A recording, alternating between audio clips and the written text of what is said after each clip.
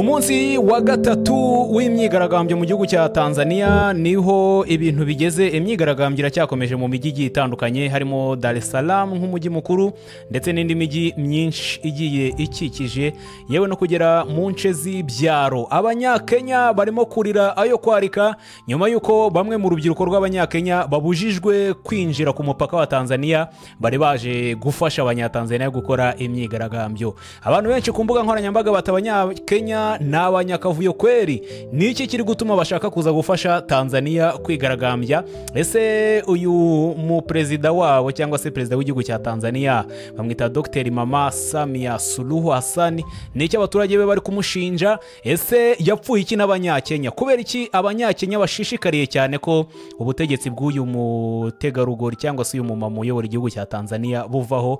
Byose katugende tubiganiraho cyane turebe icyo kibyihishe inyuma. Gusa imyigaragambyo imeze nabi, inteko ishinga amategeko barimo barashaka kuyitwika ndetse urubyiruko rw'abanyatanzania ruri kwerekeza ku ngoro nkuru y'umukuru w'igihugu naho bashaka kuba bajya kuhatwika. Hari ibikorwa byinshi bigiye bitandukanye by'ubucuruzi ndetse n'ibikorwa by'abikorera byagiye bitwikwa, cyane cyane ko bashinja ba nyirabyo kuba baragize uruhare mu kuba uyu mu perezida yongera gutorwa cyangwa se bare bamushyigikiye. Mu bagiye batwikirwa ibikorwa remezo byabo bwite harimo abahanzi bakomeye barimo uwitwa Diamond Platnumz wamaze guhungira mu gihugu cya Kenya we n'umuryango we, ndetse ubwo n'umugore we na mama we. Umugore we nkwibutse ko ari umuhanzikazi witwa Zuchu, bamaze guhungira mu gihugu cya Tanzania. Uwitwa Harmonize nawe yamaze kuba twikirwa bimwe mu bikorwa bye by'ingenzi kubera gushyigikira Mama Samia Suluhu. Ino ni Ken News,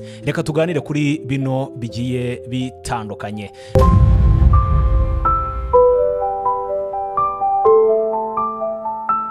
Umunsi wa gatatu wonyine abantu benshi bakomeje kwibaza ngo niki kiri gutuma urubyiruko rw'abanyakenya bashaka kujoininga abanyatanzania. Henshi ku mbuga nkoranyambaga cyane zo mu Rwanda abantu barimo baribaza bati niki kiri gutuma abanyakenya bapfuye iki na Mama Samia Suluhu? Niki kiri gutuma baratangije cyangwa se barashishikarije abanyakenya kwigaragambya, abanyatanzania kwigaragambya ndetse bakaba banabujijwe bari ku mupaka bagerageza kuza kwigaragambya? Mu minsi ishize hari amakuru avuga ko muri Tanzania uwitwa Mama Samia Suluhu ndetse n'ishyaka rye rya Chama cha Mapinduzi bagize gutya bagira uruhare cyane mu cyangwa se mu gutizinga cyangwa se navuga nko mu guserereza cyangwa se nko kuvugira ku banyakenya kubera ko ho hari hamaze iminsi hari imyigaragambyo.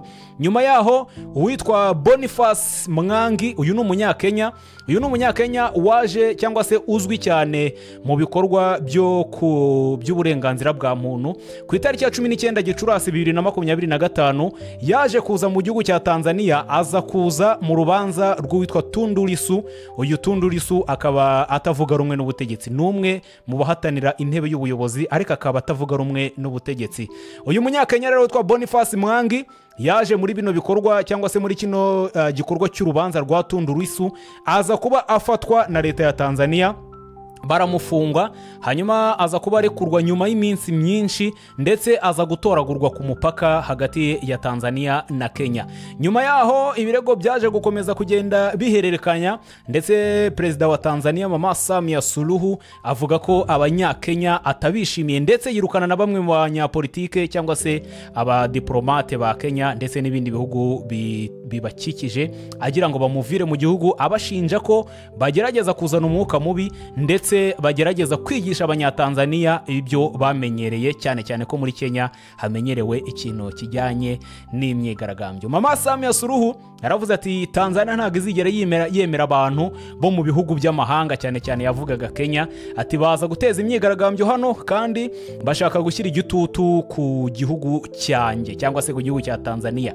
Ati bakora ibikorwa byo guhungabanya amahoro muri Tanzania, niyo mpamvu mbirukanye. Yavuze ko handi hari ibikorwa bitemewe iby'abahagarariye ibihugu by'abaturanyi cyane cyane avuga Kenya, ndetse aravuga ati bashobora kuba bagamije gutera imyivumbagatanyo hano mu gihugu cyanjye. Yashinjaga abanyakenya kuba bo bamenyera ibintu by'imyigaragambyo bakaba bashaka kubizana mu banyatanzania ndetse no kubitezamo akavuyo. Ibi rero byarakaje abanyakenya cyane cyane urubyiruko.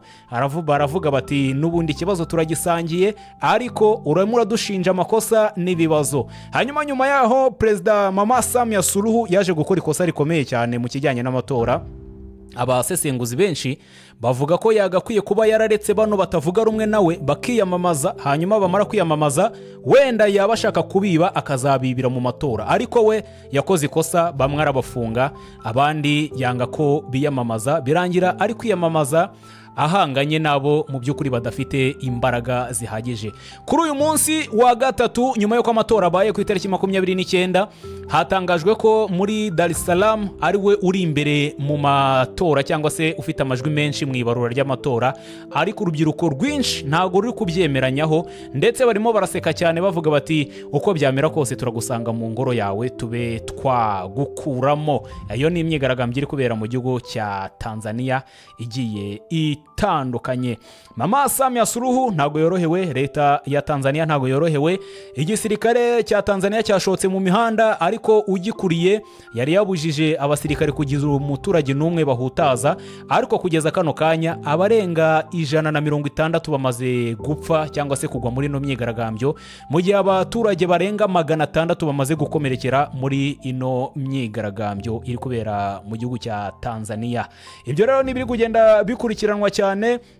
Abanyatanzania barashinja perezida wabo ibigiye bitandukanye. Hanyuma muri aya matora, mu matora ya 2025, abanyatanzania barimo bararekarama cyangwa se barimo ntibemeranya n'ubuyobozi buriho kubera ko bwanze bamwe mu bagombaga kwiyamamaza cyangwa se bamwe mu bagombaga kuba bahatana muri ano matora y'umukuru w'igihugu.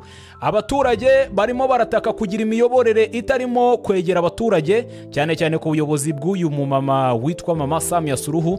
Baravuga bati kubahiriza uburenganzira bwa muntu ntago bigeze byitabwaho. Hari ibirego byinshi cyane nko mu karere ka Ngorongoro, aho abaturage barenga 11,000 abarenga 110,000 bagezweho n'ibibazo birimo kuba barahagaritswe mu gutora, gukurwa mu miturire yabo, barimurwa cyangwa se no guhagarikirwa serivisi z'ibanze. Abo bose bitabiriye imyitozo. Hari imbogamizi mu itangazamakuru rya Tanzania, ubwisanzure bwo gutanga ibitekerezo no gukora imyigaragambyo mu buryo buboneye, ibyo byose birabujijwe, ari byo abaturage bahora ubuyobozi buriho kano kanya. Hari ibihano ndetse n'intambamyi ku bantu bavuga ko bashyigikira abatavuga rumwe na leta. Bamwe barafungwa, abandi bakaburirwa irengero, abandi bagahunga. Ibyo ngibyo nibyo abaturage barambiwe. Bamwe barataka inzara, barataka kubura serivisi z'ibanze harimo ubuvuzi ndetse no kuba bakwiga ndetse n'ibindi bigiye bitandukanye. Ibyo byose nibyo bari kugenda bashinja ubuyobozi. Abaturage barimo baravuga ko uburenganzira bwabo bwo gutora butubahirijwe cyangwa se kuba batora uwo bashaka kubera ko hari abagiye bakumirwa. Bamwe bashaka ko habaho impinduka mu byerekeranye n'itegeko nshinga, ubwo n'abaturage, uburyo amatora akorwa ndetse no mu kugira uruhare rw'abaturage mu miyoborere. Uko ibintu byifashe mu bice byinshi by'igihugu bigiye bitandukanye, urugero nk'aho ngaho nakubwiraga muri Ngorongoro, byerekana ko hari agace k'umuntu kaba kumva batitaweho neza, aribyo byateye imyigaragambyo mu gihugu cya Tanzania. Hanyuma indi nkuru iri gucicikana mu bitangazamakuru ndetse no ku mbuga nkoranyambaga, umuhanzi witwa Diamond Platnumz afite umugore witwa Zuchu kugeza kano kanya, ndetse na mama we yewe n'abagize umuryango we yamaze kubahungishiriza mu gihugu cya Kenya.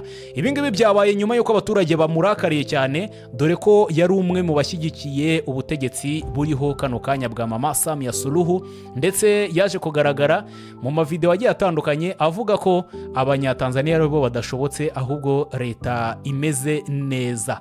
Uyu mugabo kandi yaje kuba asiba nyuma y'ibyabaye byose, nyuma y'uko abaturage barakaye bakavuga ko bagiye gutwika igikorwa cye gikuru kirimo Wasafi Record ndetse na radio ye ya Wasafi, abaturage bashaka kujya kuyitwika.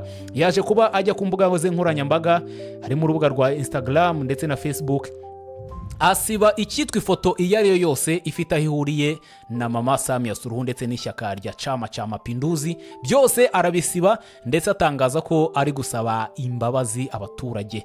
Uwitwa Harmonize nawe n'umuhanzi ukomeye cyane mu gihugu cya Tanzania, we ku mugaragaro yanakoze album igizwe n'indirimbo nyinshi atakagiza cyangwa se asingiza ubuyobozi bwa Mama Samia Suluhu, avuga ngo ni mama w'igihugu cyangwa se n'umubyeyi ubereye kuyobora igihugu. Ibi rero bikaba byararakaje abaturage nanone cyane, we bakaba bari kumuhigisha uruhindu cyangwa se kumuhiga bukware, bavuga bati turamutse tugufashe wowe Harmonize ibyo twagukorera ni Imana ibizi. Harmonize rero nawe yamaze kubahunga, yamaze kuba ava mu gihugu cya Tanzania ahungira mu bihugu by'abaturanyi mu gihugu cya Kenya.